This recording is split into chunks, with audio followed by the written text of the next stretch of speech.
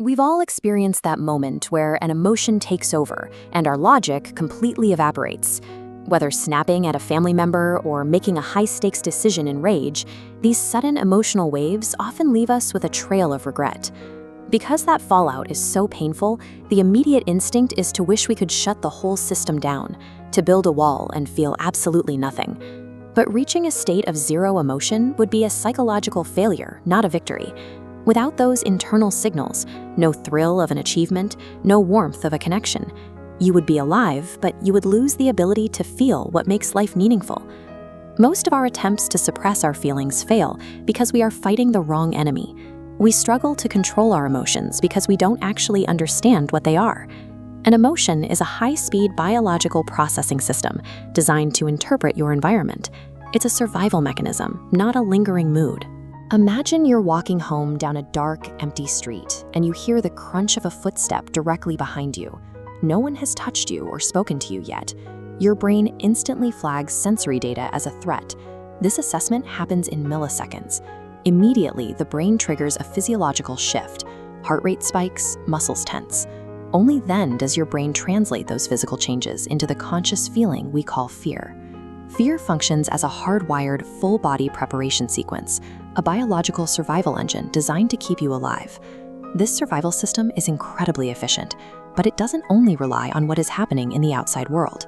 The brain acts as a prediction and replay machine, using your memories and future expectations as internal triggers for the exact same biological system. This is why you can be sitting safely in a quiet room, but the mere memory of a past argument can make your heart race and your breath shorten. Your body reacts to the meaning your brain assigns to a thought. It cannot distinguish between a physical threat standing in front of you and a vivid, painful memory replaying in your mind. Because the brain scales the intensity of an emotion based on the importance of the trigger, real control starts with your life's architecture.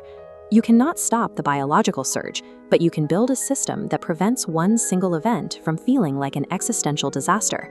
If you tie your entire sense of happiness to one specific relationship, you create a massive systemic vulnerability.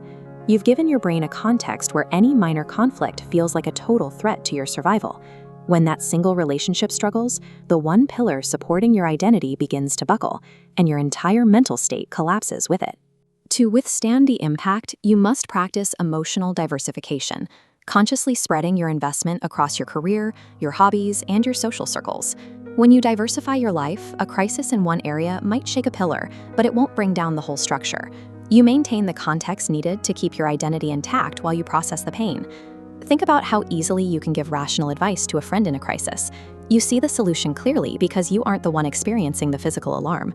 You lose that clarity in your own emergencies because you are trapped inside the bodily experience, mistaking the biological surge for your entire reality. You can regain that clarity through psychological distancing. In a high-stress moment, mentally step outside your body and view the scene as if you are an observer in the corner of the room. Allow the physical anger or fear to exist, but deliberately pause any behavioral reaction. Your brain wants to release the tension through an action, but your job is to wait. Mastery is found in the 1-second gap between the biological urge and your response. This critical space allows you to decide exactly what happens next, rather than letting your chemistry decide for you.